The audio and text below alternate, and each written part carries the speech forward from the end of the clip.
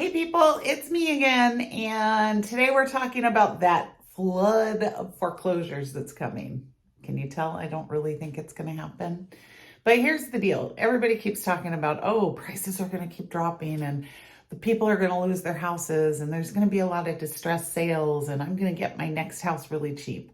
Well, let me tell you why I don't think that's going to happen. So, first of all, there's not that many homeowners in trouble. With the way prices have gone up over the last several years, um, almost everybody has equity, right? I mean, we're talking 30, 40, 50% in some areas over the last few years where we've seen prices go up so much. You would have to be crazy to have used up all that equity. And yes, prices have dropped a little, but not enough that most people are in trouble. There's very few people in trouble right now.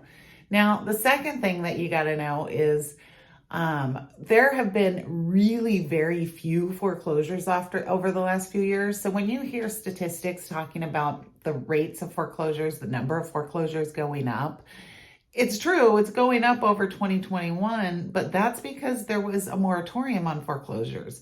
So now that's been lifted and we're seeing a little bit of action, but way, way less than, 2008, 9, 10, 11, 12. It's no comparison at all. So, keep that in mind. Now, people who've gotten loans over the last few years, well, ever since the big crash back in the 2000s, they're really well qualified to be able to pay their mortgages. The loans that they were giving back then were crazy. Like you just signed your name on a dotted line and they'd give you $1 million.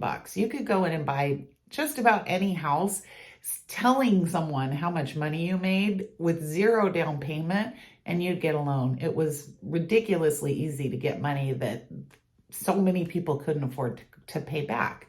So that's why we saw at the peak about 2 million foreclosures. I think that was, 2009 was when we peaked. Today, so 2 million in 2009. This year, we're looking at about 88,000 foreclosures. That is a huge difference.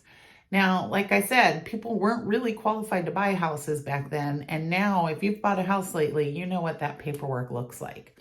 So if you're holding out for that moment in time when distressed properties are going up and going crazy, you're probably not going to see it happen. Especially over time, we're just going to keep seeing prices go up and up and up. We live in San Diego. Who doesn't want to be here? So here's the bottom line.